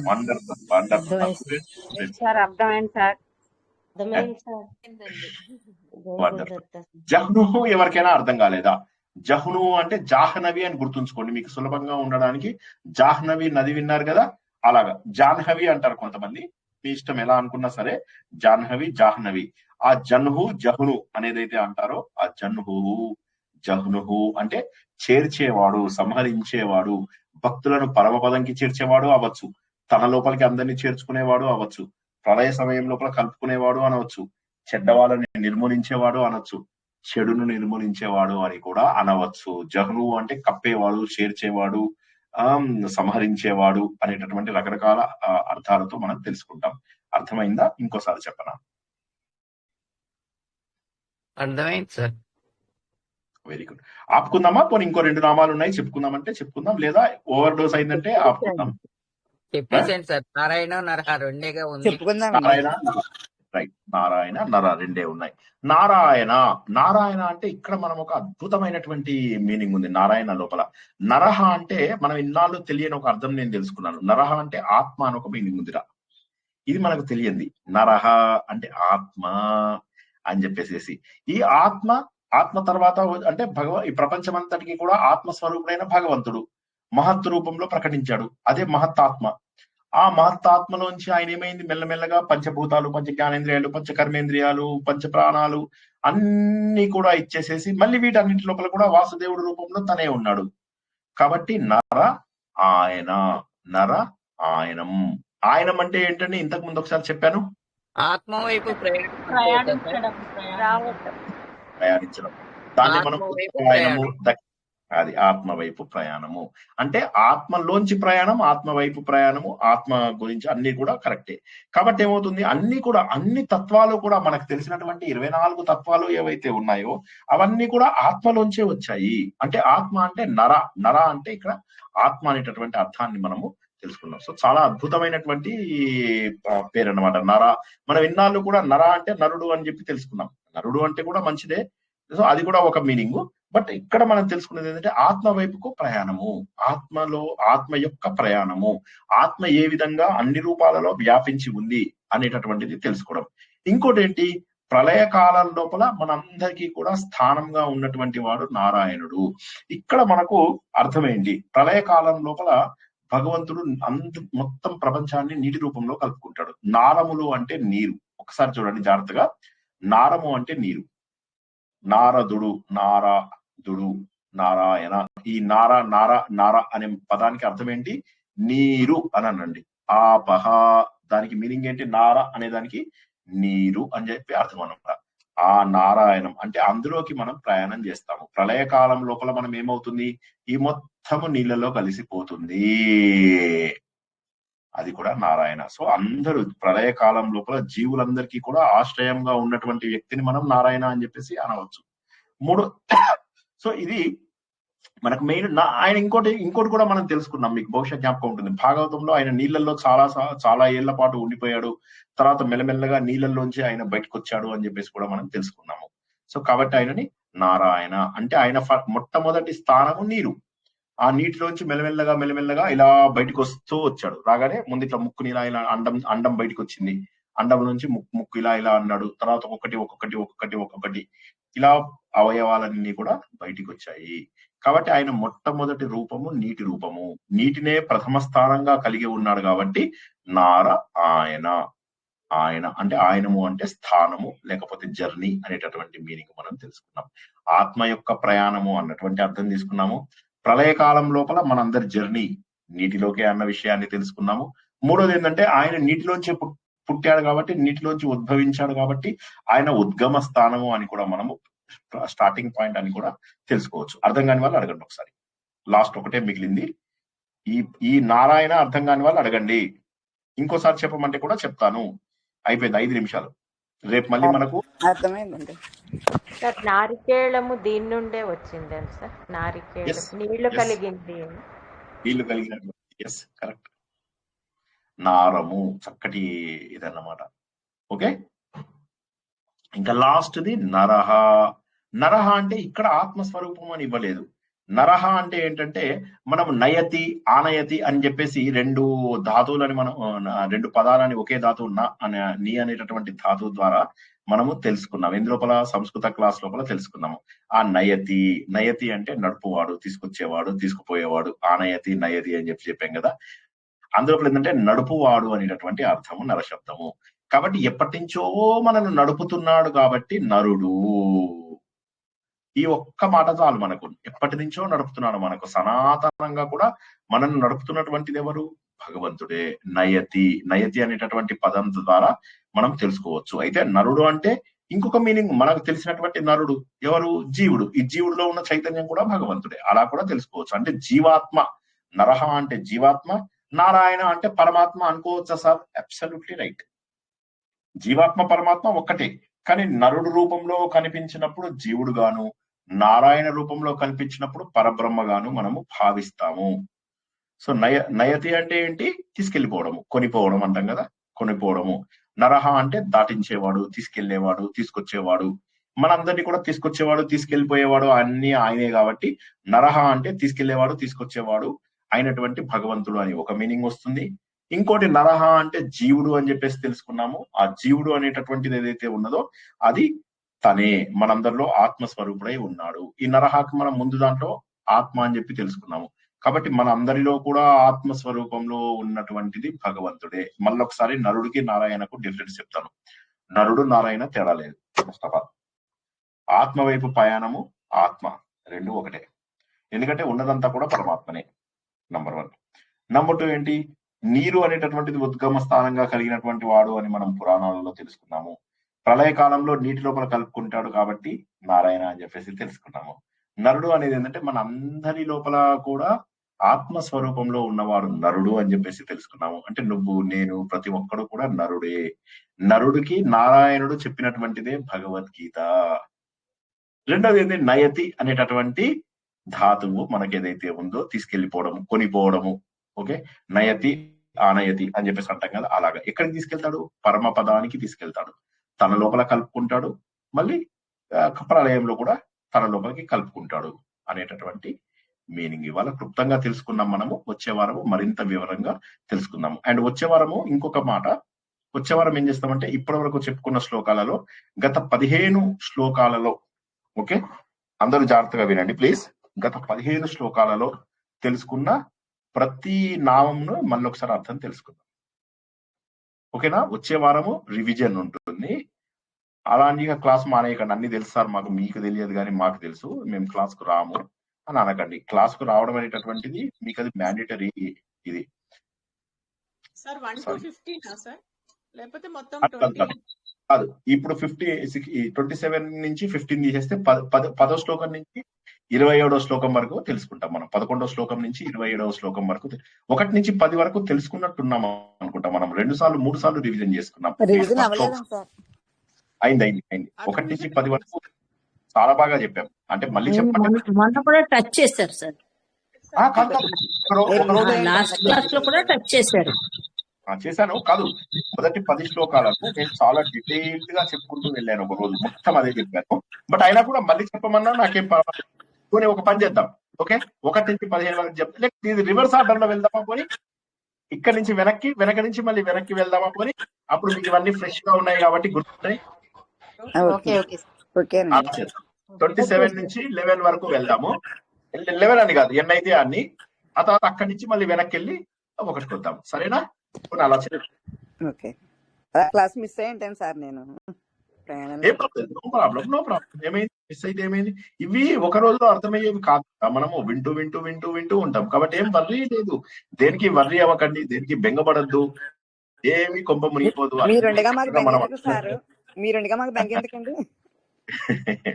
సో అన్ని కూడా భగవంతుడు అనుజ్ఞ వల్లనే జరుగుతాయి. మనకేం చెప్పాడు ఆయన? గుర్తుంచుకో, నియంత ఉన్నాడా లేదా, అన్నింటినీ కూడా నియమించేటటువంటి ఒక వ్యక్తి ఉన్నాడా లేదా? ఉన్నాడు. ఆ వ్యక్తి ఎవరు? భగవంతుడు. కాబట్టి ఎట్టి పరిస్థితుల లోపల కూడా నంబర్ 1 ఎవరిని ద్వేషించకండి. మీకు నేను మళ్ళీ చెప్తున్నా, అందరికీ చెప్పేది ఒకటే. నాకు తెలుసు మనం మానవ సహజము, కొంత బాధపడ్డము, కొంత ఇదవడము, కొంతమందికి నేనేమంటానంటే కొంత మర్చిపోండి, ఇగ్నోర్ చేసేసేయండి. వాళ్ళని ఏం చేస్తారు? మీ అన్ని లిస్టులలో బ్లాక్ చేసేసుకొని పెట్టేసుకోండి, అంతే కథ. ఇక మీకు ఏమవుతుందంటే కొన్నాళ్ల పాటు మీకు మీ లోపల ఆ శక్తి వచ్చే వరకు ఏ కష్టమైనా కూడా ఫస్ట్ 1 రోజు 2 రోజే, తర్వాత నార్మల్ అయిపోతుంది. ఆ నార్మల్ అయ్యే వరకు కనీసం మీరు రియాక్ట్ అవ్వకుండా ఉండాలి అంటే you have to be away from them. మిమ్మల్ని బాధ పెట్టిన వాళ్ళతోటి, మిమ్మల్ని కష్టపెట్టిన వాళ్ళతోటి, మీకు నచ్చని వాళ్ళతోటి దూరంగా ఉండండి. ఏమైనా తప్పేముంది? ఆ విధంగానైనా కూడా మహానుభావులు అవ్వచ్చు. మనం మొన్న చెప్పుకున్నాం, భయం ద్వారా, భక్తి ద్వారా కూడా జనాలు వైరాగ్యంలోకి వస్తారు అని గుర్తుపడతారు. ఇది తప్పు, ఇది ఒప్పు. దుఃఖం ద్వారా కూడా ఇది ఏంటి, ఇందుకోసమా నేను చేసింది అని చెప్పి ఆ వైరాగ్యం కూడా వచ్చేటటువంటి అవకాశం ఉంది. సో కాబట్టి ఇవన్నీ గుర్తుంచుకుని బాధపడము అనేటటువంటిది జీవితం నుంచి కొంత పక్కకు తీసేసేయండి. ఎవరు బాధపడకూడదు. బాధపడడం అనేటటువంటిది చిన్నపిల్లల క్యారెక్టర్. చిన్నపిల్లలకి చాక్లెట్ తీసేస్తే ఏడుస్తారు, వాళ్ళు చాక్లెట్ ఇస్తే సంతోషపడతారు. They don't even know the impact of it. ఒక్కసారి ఆలోచించండి, చిన్న పిల్ల ఉంది, 10 చాక్లెట్ తింటుంటే అప్పుడు తల్లి వచ్చి తినద్దు, ఇప్పటికి 10 చాక్లెట్ తిన్నావా అని అంటుంది. పిల్ల ఏడుస్తుంది, దానికి తెలియదు. పిల్లకు అది అంతకంటే పెద్ద కష్టం ఏముంది? చాక్లెట్ తీసుకోవడం కంటే పెద్ద కష్టం ఏముంది? అదే విధంగా భగవంతుడు కూడా మనం ఏదైనా ఓవర్ యాక్టింగ్ చేస్తున్నప్పుడు, నీ ఓవర్ యాక్టింగ్ కాదు అని చెప్పి కట్ చేస్తాడు. దానికి సంతోషపడాలా, బాధపడాలా? నీ మంచి కోసమే కదా దేవుడు చెప్పేది. ఎవడు మంచి కోసం చెప్తున్నాడు? దేవుడు. ఇక దేవుడిని కూడా నమ్మమ్మా. ఇక చెప్పండి, ఇక దేవుడిని కూడా నమ్మమంటే గొడవే లేదు. దేవుడి మాటలు కూడా వినరా? దేవుడిని కూడా నమ్మరా ఇక? కాబట్టి నేను ఏమంటానంటే ఈ రోజు నుంచి కాదు, ఎప్పటి నుంచో అసలు దుఃఖం అనేది ఉండదు, రానియకండి, దగ్గరికి రానియకండి. దుఃఖం వస్తే ఈ చుట్టూరా కూడా చెడు వాతావరణం తయారవుతుంది. మీ చుట్టుపక్కల ఉన్న వాళ్ళని కూడా నాశనం చేస్తున్నారు దుఃఖపడి. దుఃఖానికి దూరంగా ఉండండి, చెడ్డ వాళ్ళకు దూరంగా ఉండండి. మీకు చెడు అనిపించిన వాళ్ళకి, చెడ్డ వాళ్ళనేది ఎవరు ఉండదు. సరే, వాళ్ళ రాక్షస లక్షణాలు, ఆసురీ లక్షణాలు ఏవైతే తెలుసుకున్నామో అవి ఉన్న వాళ్ళు అనిపించారంటే దూరంగా ఉండండి. మీ లోపల ఆసురి లక్షణం అంటే ఏం చేయాలి? నిర్మూలించాలి. ఎవరిని వాళ్ళు సెల్ఫ్ ఎవాల్యుయేషన్ చేసుకోండి. నేను ఈ రోజు చేసినది కరెక్టా తప్ప గుర్తించండి. మీకు చెప్పాను ఒకసారి, నా బీటెక్ ఫైనల్ ఇయర్ లోపల మా మిత్రుడు అతను అందులో సెలెక్ట్ అయ్యాడు, నేను అందులో సెలెక్ట్ అవ్వలేదు. నేను అనుకున్నాను, నేను ఇంత గొప్పగా సక్సెస్ అవుతూ ఉంటాను, నేను ఇందులో ఎందుకు సెలెక్ట్ అవ్వలేదు అని చెప్పి అతనితో కోపంగా ఉన్నాను. 2 రోజుల పాటు అతను నా వెంట తిరిగి నన్ను ఫ్రెండ్షిప్ చేసుకున్నాను. నువ్వే నాకంటే తెలివైన వాడివి, నీకే రావాలి, నాకేదో అదృష్టవశాత్తు వచ్చింది, ఇది ఒక్కసారికి ఊరుకో, నెక్స్ట్ వచ్చేవన్నీ నీకు వస్తాయి, నువ్వు బాధపడకు అని చెప్పి నన్ను దగ్గరుండి ఓదార్చాడు. అప్పుడు నాకు సిగ్గేసింది, నన్ను చూస్తే నాకు అసహ్యం వేసింది. ఏమిటి నేను చేసింది? ఒక ప్రాణ స్నేహితుడి పైన అసూయ పడతారా? అతను నాకంటే తెలివైన వాడు, అందులో డౌట్ ఏముంది? కాబట్టి నేను అప్పుడు అన్నాను, నాకు తప్పైంది, నువ్వు పెద్ద మనిషిగా ఈ ఏజ్ లో 22, 21 ఏళ్ళకి ఇంత పెద్ద మనిషిగా ఉండడం నువ్వు గొప్పవాడివి నాకంటే. అండ్ గమ్మత్ ఏంటి తెలుసా, ఈ రోజుకు కూడా అతను నాకు ప్రాణ స్నేహితుడు. ఈ రోజుకు కూడా అదే ప్రేమ, అదే ఆప్యాయత, అదే కంటిన్యూ అవుతుంది జీవితంలో. ప్రతి అడుగులో వాళ్ళు నాతో ఉన్నారు. ఆ ఇద్దరు స్నేహితులు ఎవరైతే ఉన్నారో వాళ్ళు ఇప్పటికీ అలాగే ఉన్నారు. ఈ స్నేహితుడు అలాంటి వాడు. సో నేనేమంటానంటే, ఆ రోజు నా మీద నాకు సిగ్గేసింది, నేను తప్పు చేశాను అని గుర్తించాను. నేనేమంటానంటే, తప్పు చేసినప్పుడు గుర్తించండి, గుర్తించి అది మార్చుకోవడానికి ప్రయత్నం చేయండి. సిగ్గుపడాలి. ఈ సిగ్గుపడేదాన్ని హ్రీ అని మనకు మళ్ళీ అందులో వస్తుంది, హ్రీర చాపలం అని వస్తుంది కదా మనకు తర్వాత ఆ శ్లోకము. ఇది మనం ఇందాక చదువుకున్న దైవాసుర సంపద విభాగ యోగం లోపల 2వ శ్లోకం లోపల హిరీర చాపలం అని వస్తుంది అనమాట. ఆ హ్రీ అంటే ఏంటంటే సిగ్గుపడడం. అయ్యో ధర్మ మార్గానికి నేను వ్యతిరేకంగా వెళ్లాల్సి వస్తుంది అని చెప్పి సిగ్గుపడడం, ధర్మ మార్గంలో వెళ్ళలేకపోతే సిగ్గుపడడం, ధర్మం చేయలేకపోతే సిగ్గుపడడం, ధర్మంగా ఉంటూ కూడా సిగ్గుపడడం, అయ్యో నేను ఇంకా ఎక్కువ చేయాల్సింది అని చెప్పి. అది ఆ హ్రీ అనేటటువంటిది దైవీ లక్షణం. సో మనని మనం ఎంతసేపు నేను మంచిదాన్ని గోల, నాకు కాల్స్ కూడా చేస్తుంటారు జనాలు, నేను చాలా మంచిదాన్ని అని చెప్పేసి. అందరము కూడా గుర్తుంచుకోండి, అందరము ఏవో తప్పులు చేసి ఉంటాం. ఇప్పటికీ దేవుణ్ణి క్షమించమని కోరుకుందాం. ఇక మళ్ళొకసారి చెడును దగ్గరికి రానియకండి. చెడు వినవద్దు, చెడు అనవద్దు, చెడు కనవద్దు. ఆత్మ సుఖము వీడిని పాత్ర పోషణ చేసేది సూత్రధారి, విశ్రమించదని పాదం ఆశ్రయించి పరమ కరుణాంతరంగా శ్రీ పాండురంగ. జై శ్రీకృష్ణ. సారీ, ప్రశ్న అడగండి. కాదండి, గాంధీ గారి సూత్రాలండి అవి.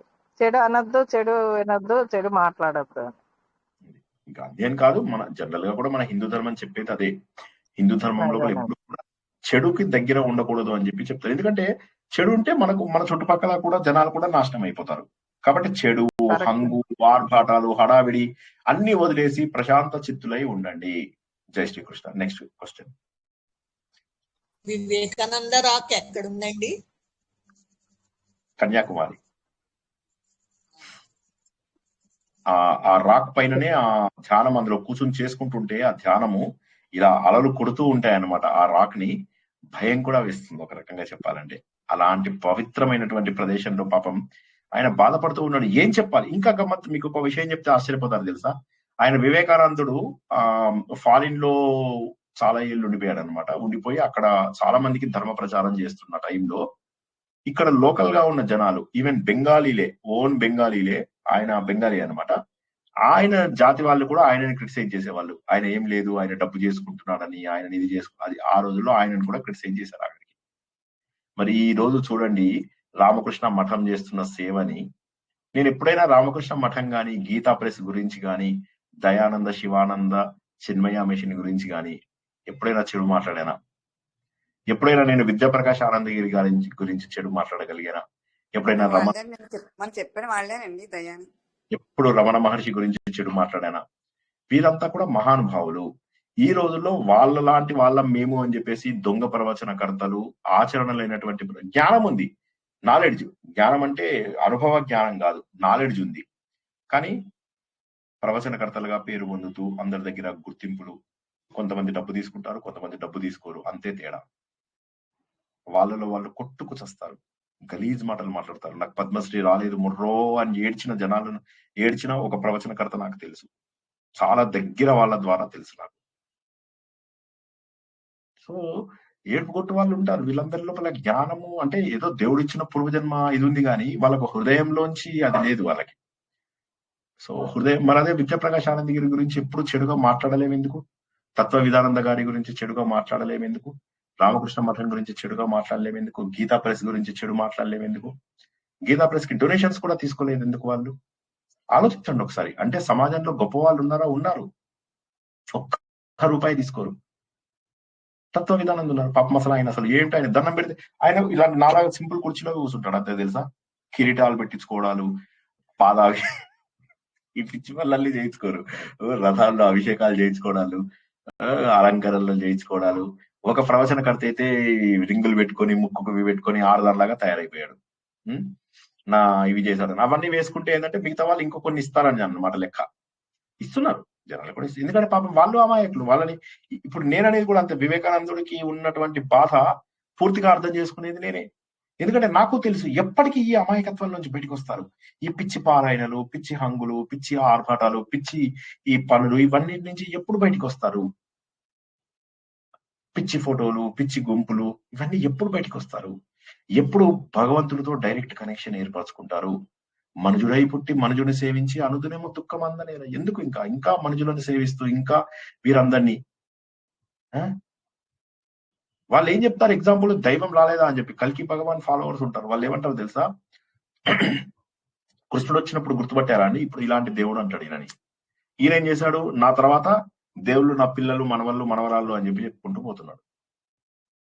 తర్వాత తరాలను కూడా దేవుళ్ళని చేసేసాడు వాడు. ఇలాంటి వాళ్ళు ఉన్నారు. ఏం చెప్తాం వీళ్ళందరినీ? ఏం చెయ్యాలి వీళ్ళందరినీ? మా తత్వ విధానంద గారు చెప్పినట్టుగా గోడ కుర్చీ వేయించాలి, లేదా నా పద్ధతిలో కూడా మంచి ఈద బరికతో. కాబట్టి నేనేమంటానంటే ఒక సహృదయంతో చెప్పినటువంటి మాట ఏంటంటే, రామకృష్ణ మఠం చూడండి, వాళ్ళు చేస్తున్న సేవ చూడండి, ప్రతి నెల వాళ్ళు పబ్లిష్ చేసే క్యాలెండర్ చూడండి, గీతా ప్రెస్ వాళ్ళు చూడండి, వాళ్ళు పబ్లిష్ చేసే పుస్తకాలు చూడండి, వాళ్ళు చేస్తున్న సేవ చూడండి. ఎంత అద్భుతం, ఎంత అద్భుతం. 100 రూపాయలకే అద్భుతమైనటువంటి డైరీ ఇస్తారు వాళ్ళు. శ్లోకాలు అవి ఇవి ఉన్నటువంటివి. 5 రూపాయలకు 10 రూపాయలకు ఈ రోజు దొరికే పుస్తకాలు కేవలం గీతా ప్రెస్ లో దొరుకుతాయి. రామకృష్ణ మఠం చేసే సేవ అమోఘం. అక్కడ ఉన్న పుస్తకాలు చూడండి ఒకసారి, you will be able to understand.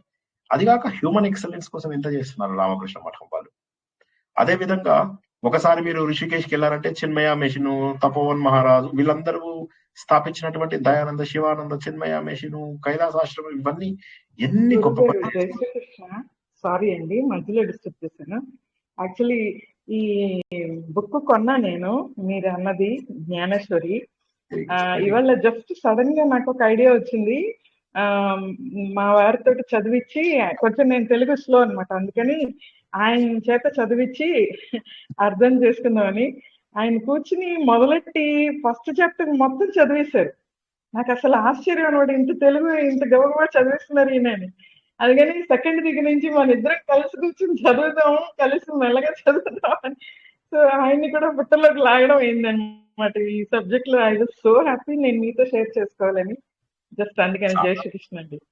చాలా సంతోషం, చాలా సంతోషము. ఎంత ఆనందంగా ఉందో నాకు.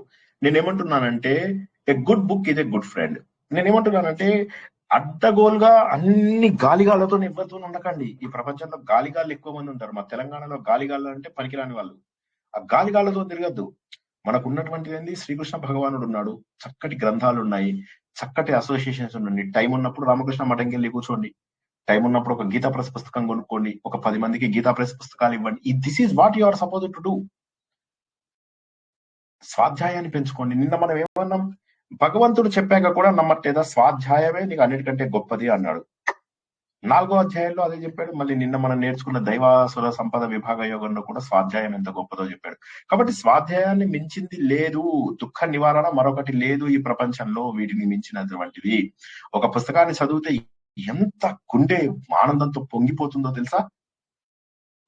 మీకు శివపురాణం చెప్పడానికి ఒక్క రోజులో శివపురాణం బుక్ ఇంతలా బుక్ చదివి పడేసా. అటు పడేసా అంటే నిజంగా పడేయలేదు, ఆనందంతో ఆవేశంలో మాట పైన కంట్రోల్ పోయింది. అంత అద్భుతమైనటువంటి పుస్తకాన్ని నేను చదివేశాను. ఆనందం చదువుతున్నా కొద్ది నెక్స్ట్ పేజ్ లోకి వెళ్ళిపోతూ ఉన్నాను. నేను అదే చెప్తున్నాను, స్వాధ్యాయం చేయండి, ప్రవచనాలు వినండి, అలాగే పెట్టుకోండి, వరుసగా ప్లేలిస్ట్ మొత్తం పెట్టుకోండి, వినండి.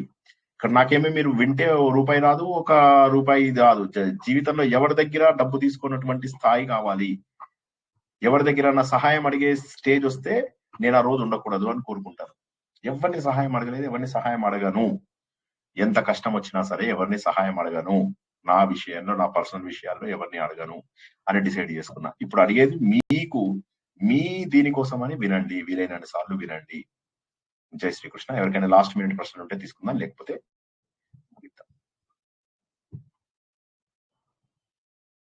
వండర్ఫుల్. రేపు మధ్యాహ్నం 3 గంటలకి యాక్చువల్ ఒక 10 నిమిషాలు దేవి భాగవతం ఉపోద్ఘాతం చెప్పుకుంటూ అందులోంచి మణిద్వీపం ఎందుకు వచ్చింది, ఆ మణిద్వీపం లోపల ఇనీషియల్ వర్ణన, అవసరమైనటువంటి ప్రతి చోట కూడా తత్వచింతన చేస్తాము. ఇక రేపే యాక్చువల్ క్లాస్ లాగా అనుకోండి, ఎందుకంటే మీ అందరికి ఆల్రెడీ నేను ఫస్ట్ క్లాస్ లో చెప్పినవన్నీ చాలా సార్లు చెప్పాను కాబట్టి మీ అందరికి అది రివిజన్ అయింది. రేపు మనకు యాక్చువల్ గా సబ్జెక్ట్ స్టార్ట్ అవుతుంది. మీకు తెలిసి శ్రద్ధ ఆసక్తి ఉన్న వాళ్ళని మాత్రమే జాయిన్ చేయండి, అడ్డగోలుగా జనాలను జాయిన్ చేయొద్దు. నేను ఒకటే రిక్వెస్ట్ చేస్తున్నా, శ్రద్ధ ఉన్న వాళ్ళే జాయిన్ అవ్వాలి, ఎవరు పడితే వాళ్ళు జాయిన్ అవ్వేటటువంటివి కావివి. ఆ విషయాన్ని అందరూ కూడా గుర్తించండి. అందరూ కూడా సంతోషంగా ఆనందంగా ఉండండి, దుఃఖాన్ని దగ్గరికి రాణించకండి. భగవంతుడిని కేవలం ఆలోచన ద్వారానే పొందాలని, ఆ భగవంతుడికి మనము మన దుఃఖం ద్వారా కాదని మన సంతోషం ద్వారా దగ్గర అవ్వాలని, భగవంతుడి పంచాయతీలో న్యాయం తప్ప అన్యాయం ఉండదని, భగవంతుడు చేసే ప్రతి పని కూడా మనని మరింత ముందుకు నడిపిస్తుందని, ఈ సత్యాన్ని అందరూ కూడా ఖచ్చితంగా గుర్తిస్తారని, ఇక ఎప్పుడు దుఃఖపడమని నాకు ప్రామిస్ కూడా చేశారని, అది గట్టిగా నిలుపుకుంటారని ఆశిస్తూ ఈరోజు ప్రవచనాన్ని ముగించుకుందాం. పునర్దర్శనం రేపు మధ్యాహ్నం 3 గంటలకు మణిద్వీప వర్ణన, రాత్రి 9 గంటలకు యథావిధిగా సంపూర్ణ మహాభారతం. అందరికీ కూడా శుభం జరుగుగాక. శుభం భూయాత్. జై శ్రీకృష్ణ. శుభరాత్రి.